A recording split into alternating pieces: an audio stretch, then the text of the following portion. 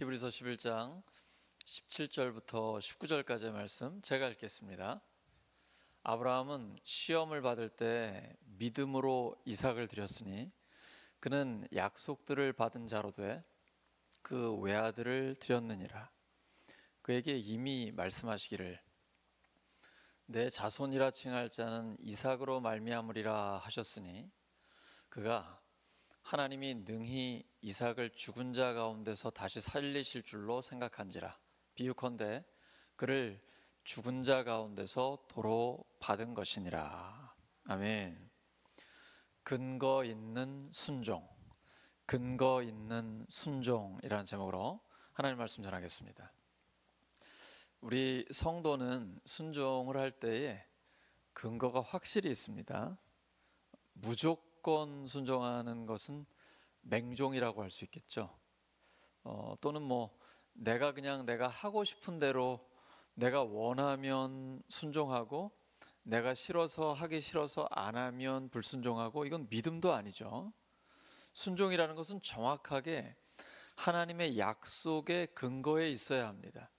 하나님의 말씀에 근거한 순종을 하면 하나님이 책임을 지십니다. 근데 내 마음대로 하면 누가 책임져야 할까요? 네, 여러분의 선택입니다.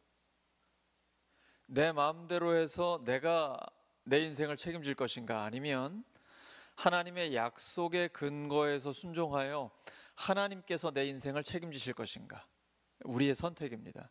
믿음은 순간순간 늘 선택해야 합니다.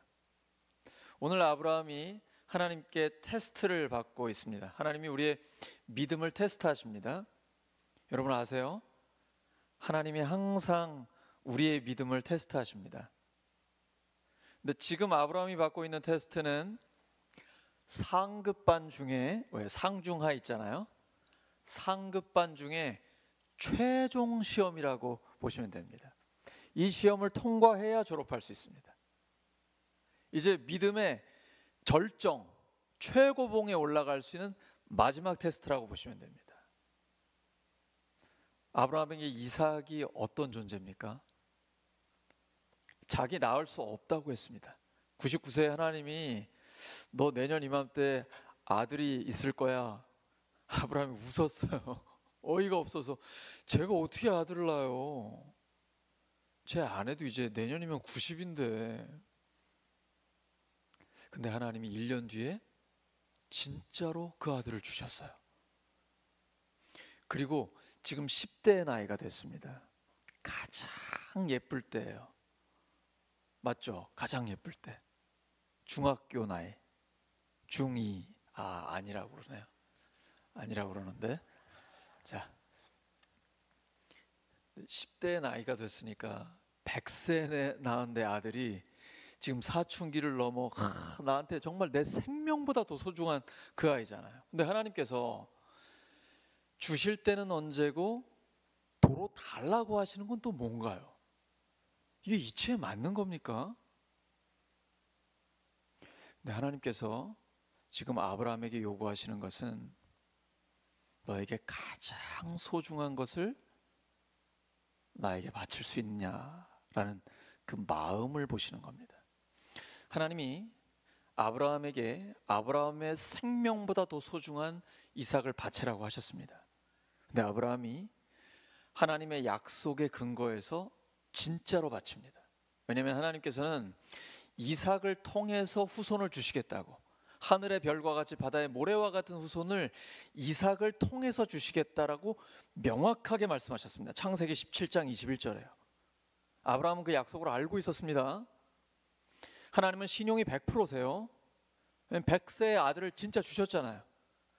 그 전이었다면 믿음이 약하기 때문에 순종하기 어려웠을 거예요. 그는 86세에 이스마엘을 낳았습니다. 왜냐하면 사라에게 아이가 안 생기는 거예요. 11년이나 기다렸는데, 그러니까 사라도 포기하고 여종을 통해 아이를 낳았고, 이제 인간적인 방법을 쓴 거죠. 대안을 제시한 거예요. 하나님도 내가 너무 나이가 많으니까 이제 85세가 되니까 하나님도 어려우신가 보다 생각을 하고, 하나님 힘드시죠? 제가 대안을 드리겠습니다 하고 한 게 이스마엘을 낳았거든요. 그리고 13년 동안 하나님이 침묵하시잖아요. 근데 99세에 오셔서 약속하셨는데 정말 100세에 주셨어요. 이제는 아브라함의 믿음이 엄청나게 성장한 거예요. 실패를 반복하다가 수많은 시험을 거치면서 그 시험을 통과하고 또 통과하면서 이제 믿음이 굉장히 성장했는데요.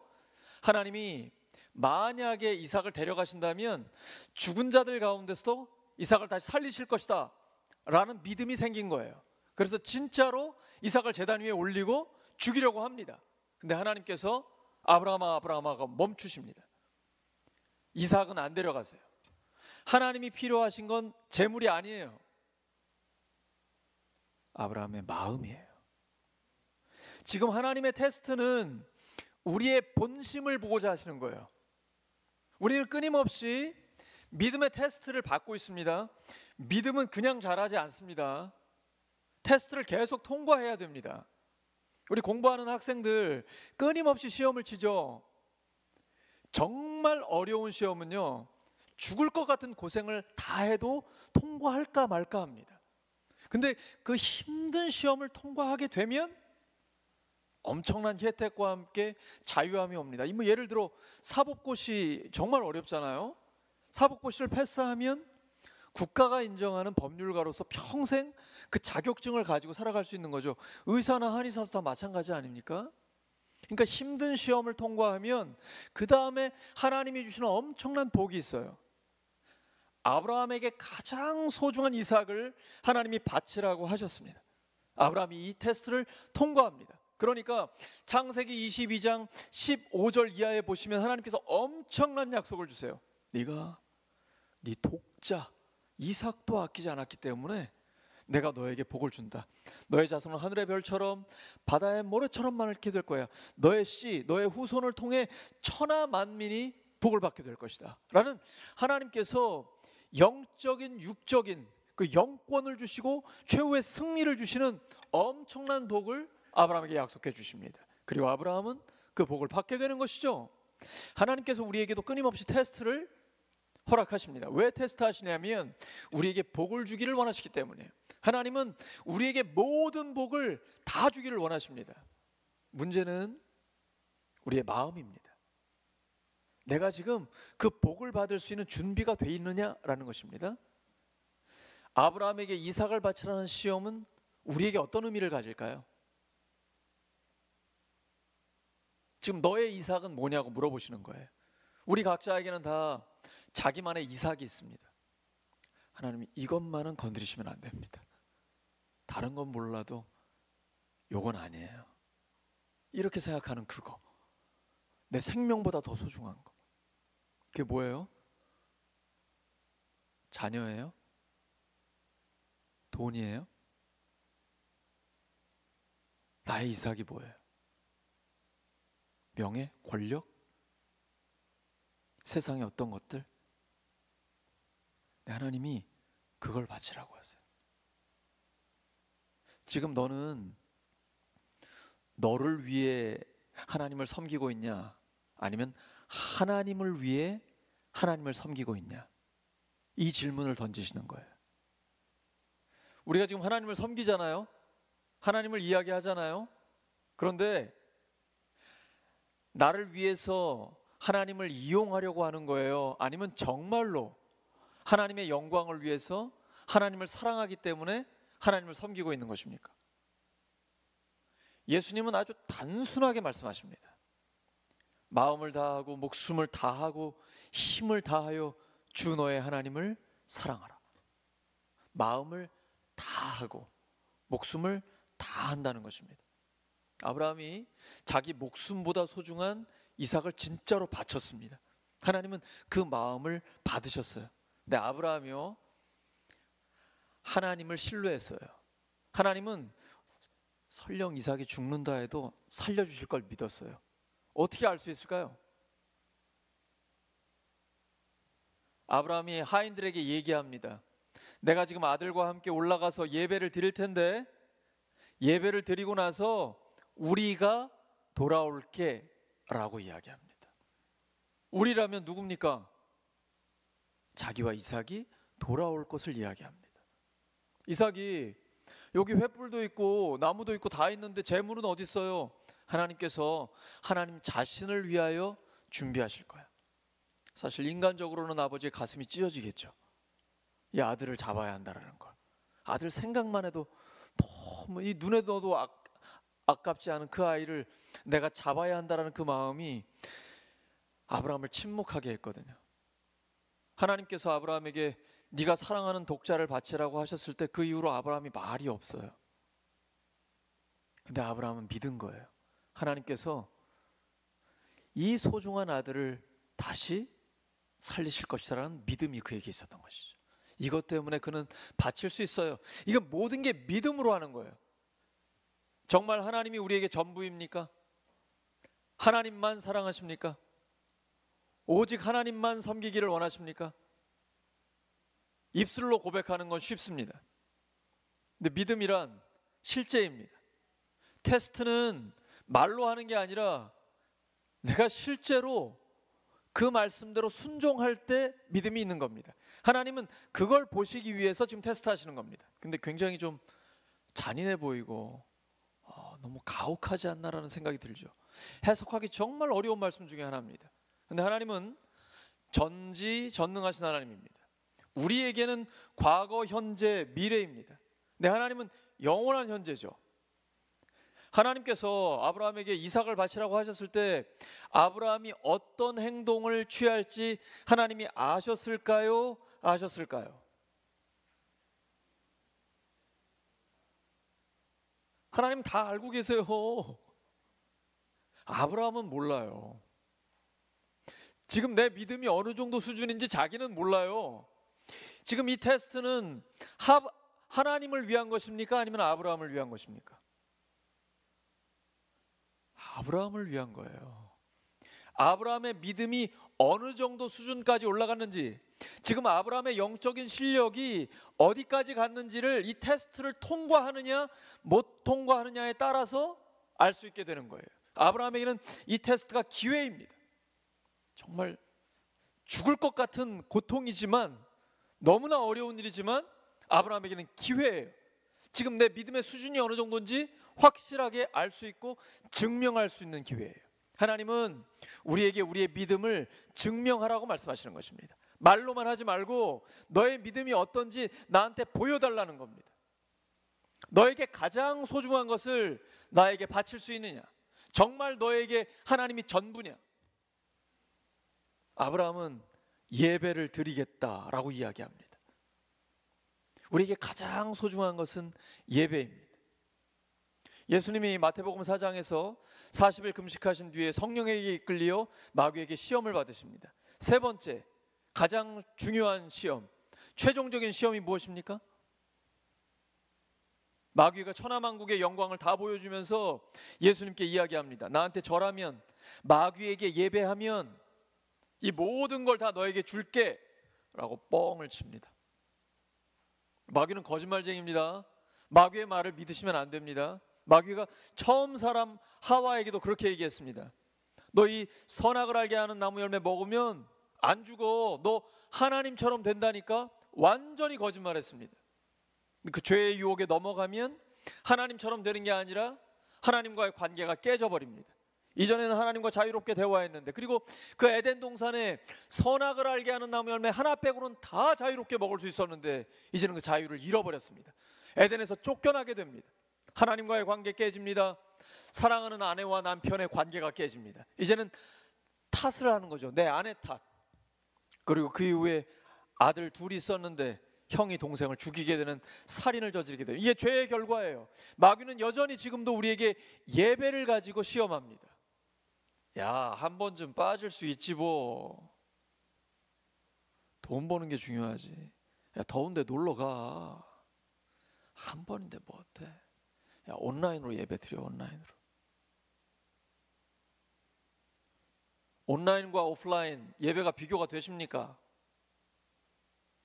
온라인은 전염병이 돌 때 어쩔 수 없이 드리는 거예요. 그건 예배가 아니에요. 예배는 모여서 함께 드리는 거예요. 두셋이 내 이름으로 모인 곳에 나도 너희와 함께 한다. 하나님께서 우리의 예배 가운데 임재하십니다. 성령의 역사는 온라인으로 경험할 수는 없는 거예요. 하나님의 사람들이 모여 찬양하고 예배 드릴 때 바로 그 자리에 성령의 임재가 있어요.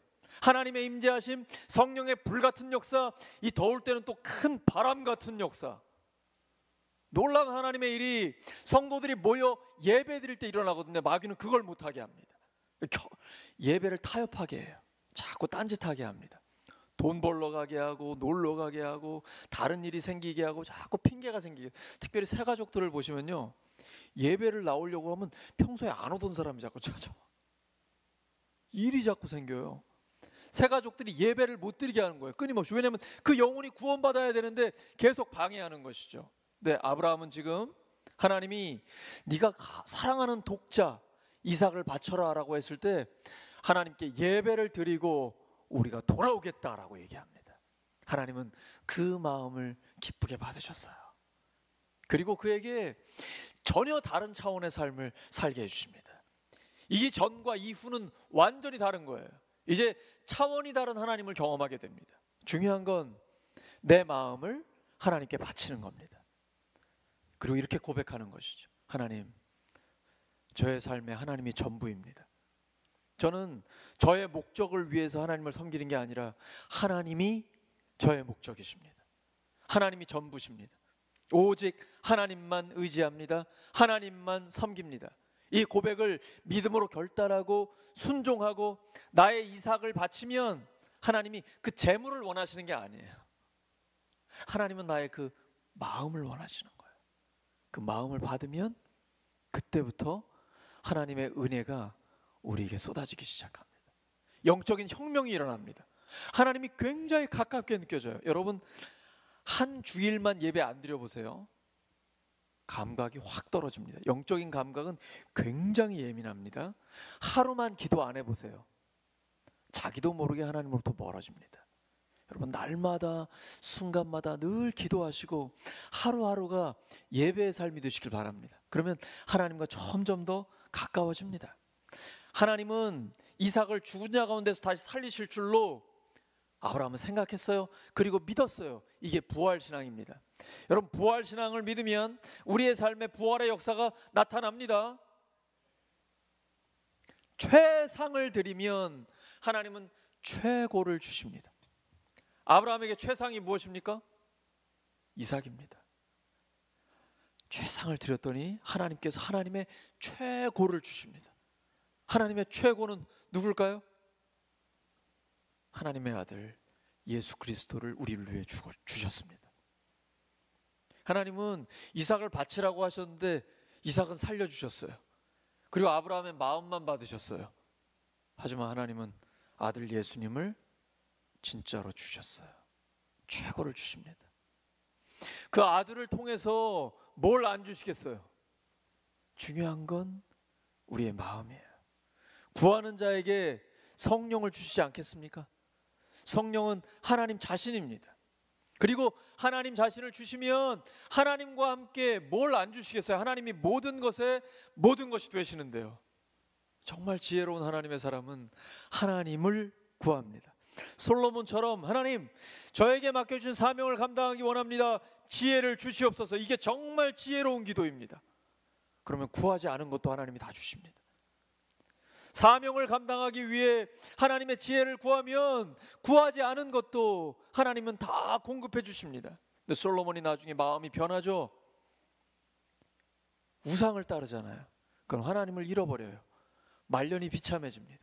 우리는 주님 앞에 가는 그날까지 날마다 속사람이 새로워지기를 원합니다. 점점 더 하나님과 가까워지기를 원합니다.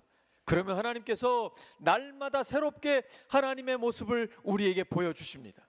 우리가 우리의 마음을, 가장 소중한 마음을 하나님께 올려드리면 하나님은 하나님의 마음을 우리에게 표현해 주십니다. 내가 너를 사랑한다.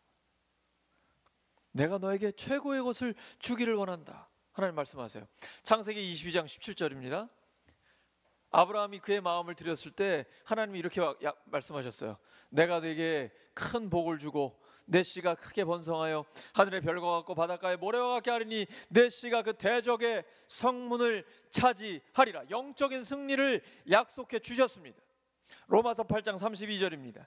자기 아들을 아끼지 아니하시고 우리 모든 사람을 위하여 내주시니가 어찌 그 아들과 함께 모든 것을 우리에게 주시지 아니하겠느냐. 그러니까 염려하지 마시고 하나님이 주시는 선물은 얼마든지 있어요. 중요한 건 하나님을 구하는 거예요. 하나님 자신을 구하는 거예요. 진짜로 결단해야 돼. 영적인 세계는 진리의 세계잖아요. 하나님은 우리의 중심을 보시잖아요. 우리의 중심이 하나님께 드려지면 그때부터는 전혀 차원이 다른 세계가 열립니다. 제가 지난 주일에 새가족과 함께 식사를 하면서 이야기했어요. 예수님을 진짜 영접하고 예수님을 믿고 살면 전혀 다른 차원의 삶을 살아가게 됩니다. 그랬더니 품격이 달라집니다. 그랬더니 저 지금도 사는 거 괜찮아요. 저 사람들한테 욕 먹을 일 안 하고요. 저 정말 잘 살아요. 근데 그게 아니고 시간, 공간에 제약되어 있는 이 3차원의 세계가 아니라 영적인 눈이 열리고 믿음의 눈이 열리는 전혀 다른 차원의 세계가 우리에게 열린다니까요. 눈에 보이지 않는 세계가 실제가 됩니다. 여러분, 하나님이 가깝게 느껴지십니까? 눈 감아도 주님이 정말 피부로 느껴지세요? 전혀 다른 차원의 세계. 하나님이 나와 함께 하시고 나를 하나님께서 하나님의 일에 쓰시기를 원하고 동역자로 불러주셔서 하나님께서 우리를 부르시고 의롭게 하시고 끊임없이 우리를 격려하시고 성령으로 우리를 새롭게 하시고 우리에게 가르쳐 주시고 주님 말씀을 생각나게 하시면서 하나님의 일을 감당하게 해주시는 거예요. 정말 겉사람은 늙어지지만 속사람은 날마다 새로워지는 거예요. 우리 안에 성령께서 끊임없이 우리를 사랑하신다고, 내가 너를 도와주기를 원한다고 계속해서 말씀하고 계시거든요. 그래서 우리의 삶을 주님과 함께라면 새로워질 수밖에 없어요. 베드로전서 1장 7절입니다. 너희 믿음의 확실함은 불로 연단하여도 없어질 금보다 더 귀하여 예수 그리스도께서 나타나실 때에 칭찬과 영광과 존귀를 얻게 할 것이니라. 믿음이란 테스트를 계속 받는 거예요. 불로 연단하면 얼마나 힘들겠어요. 아프겠어요. 고통스럽죠. 그런데 그 고통을 이겨내야 돼요. 이 테스트를 통과하면 그 다음에 하나님이 우리에게 주시고자 하는 복이 있어요. 하나님이 복을 주시기를 원하는데 테스트를 통과한 다음에 주십니다. 그러므로 믿음은 끊임없이 내가 정말로 하나님을 나의 모든 것이라고 고백한다라는 믿음의 결단을 순종으로 내릴 때, 순종으로 삶에서 옮길 때, 그때부터 하나님의 역사가 다시 나타나기 시작하는 거예요. 창세기 22장 5절에 아브라함이 믿은 하나님을 종들에게 이렇게 고백합니다. 여러분이 읽으십니다. 창세기 22장 5절 시작.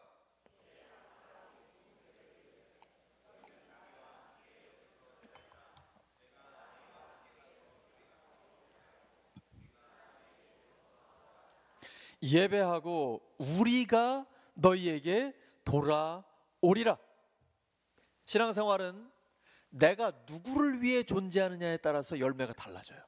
내가 나를 위해 존재하느냐, 그리고 하나님을 자꾸 내가 이용하려고 하느냐, 아니면 내가 정말 나의 모든 존재가 하나님의 영광을 위해 살아가느냐, 내가 살아가는 이유가 무엇이냐, 여기에 따라서 우리의 근본, 신앙의 근본이 달라지고 신앙의 열매도 달라지게 됩니다. 믿음이란 항상 이런 가장 근본적인 질문에 답을 해야 됩니다. 날마다 하나님은 우리에게 묻고 계신 거예요.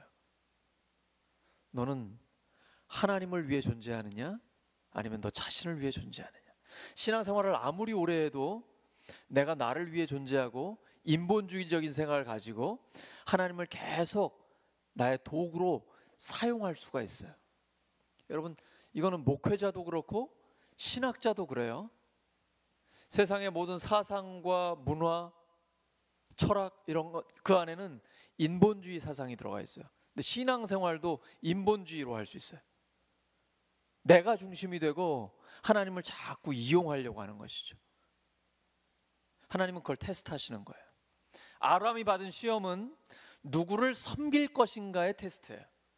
살아도 주를 위하여, 죽어도 주를 위하여, 정말 사나 죽으나 우리가 주의 것인가, 그걸 검증하는 테스트예요. 이 테스트를 통과해야만 합니다.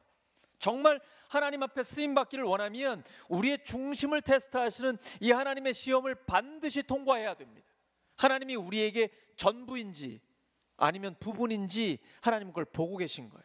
하나님은 우리의 가장 깊은 곳을 테스트하십니다. 평소엔 드러나지 않습니다. 테스트를 당할 때 드러나는 거예요. 이 테스트를 통과해야만 내 진짜 믿음, 나의 가장 깊은 중심에 하나님이 계신가 아니면 나 자신이 있는가를 알 수가 있는 것입니다. 시험에서 가장 중요한 게 뭡니까? 왜 우리 아이들 공부 잘하는 아이들 있잖아요. 학원도 안 다니고 뭐 놀기도 잘하는데 시험 치면 꼭 100점 맞는 애들 있잖아요. 왜 그러죠? 제이야, 왜 그래? 출제자의 의도를 파악하기 때문이에요. 믿음도 똑같습니다. 우리가 테스트를 받을 때는 하나님의 의도를 파악하셔야 돼요. 하나님은 완벽한 출제자세요. 우리의 모든 걸 알고 계십니다. 우리에게 가장 소중한 나만의 이삭이 뭔지 하나님 다 알고 계세요. 그 출제 의도를 파악했으면 거기에 맞게 하셔야 돼요. 하나님이 이삭을 바치라고 하셨는데 하나님 이스마엘 바치면 안 될까요? 하나님 사라를 바치면 안 될까요? 막 이런 식으로 나오면 안 돼요. 자기가 자기 답을 드리고 하나님 이게 정답이라니까요 막 우기면 안 됩니다. 하나님이 출제하셨을 때는 그 의도를 파악해서 나의 가장 소중한 걸 진짜로 드려야 돼요. 그러니까 최우선순위를 하나님께 드리셔야 돼요. 그러면 나머지 모든 게 정리가 딱 됩니다. 가장 아름다운 인생을, 가장 의미 있는 인생을 하나님 앞에서 살 수 있는 거예요. 아브라함에게 있어서 이삭을 죽인다는 것은 자기 자신을 죽인 것과 마찬가지예요. 사실은 나보다 더 소중한 이삭을 죽이는 거잖아요. 그래서 자아가 죽는 걸 의미하는 겁니다. 갈라디아서 2장 20절이죠. 내가 그리스도와 함께 십자가에 못 박혔나니 그런즉 이제는 내가 사는 게 아니고 내 안에 그리스도께서 사시는 것이라고. 이 믿음의 고백이 삶으로 실천되면 그때부터 하나님이 이제 우리의 믿음을 인정하세요. 네가 진짜로 가장 소중한 걸 나에게 바쳤다.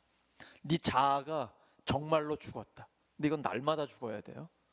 그래서 바울은 나는 날마다 죽노라 라고 고백합니다. 우리의 테스트는 날마다 옵니다. 그런데 이 테스트를 통과하면 그 다음부터는 쉬워져요. 나의 가장 소중한 이삭을 바치는 테스트를 통과하면 상급반의 최종적인 시험을 통과한 거거든요. 그 다음부터 나머지 테스트는 쉬워집니다. 그런데 이 가장 어려운 테스트를 통과하지 못하잖아요. 그럼 계속 낮은 수준의 테스트에 넘어져요.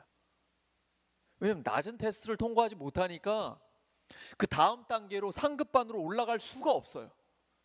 하나님 앞에 정말 크게 쓰임받기 원하십니까? 한 번 사는 인생, 짧은 인생, 주님 앞에 위대한 쓰임받는 하나님의 사람 되시길 원합니까? 그럼 아브라함처럼 결단을 하셔야 돼요. 이 테스트를 반드시 통과하셔야 돼요. 이건 필수 과정이에요. 그러면 이제 쉬워져요. 그때부터는 이제 시험이 아닌 게 돼요. 쉽게 넘어갈 수 있어요. 사르밧 과부 생각해 보세요. 마지막 남은 그 밀가루, 가루 조금과 기름 약간 있는데 이거 먹고 이제 아들하고 죽어야 돼요. 근데 엘리야가 그거 먼저 자기한테 가져오라고 합니다. 걱정하는 그녀에게 하나님의 말씀을 줍니다. 하나님이 책임진다고 하셨습니다. 사르밧 과부는 그 말씀에 근거하여 순종했습니다. 그리고 하나님은 책임지셨습니다. 성경의 원리는 똑같아요. 나에게 가장 소중한 걸 하나님께 먼저 드리면 그 마음을 받으시는 거예요. 그 다음은 하나님이 다 책임져 주십니다. 사랑하는 우리 울산교회 성도 여러분,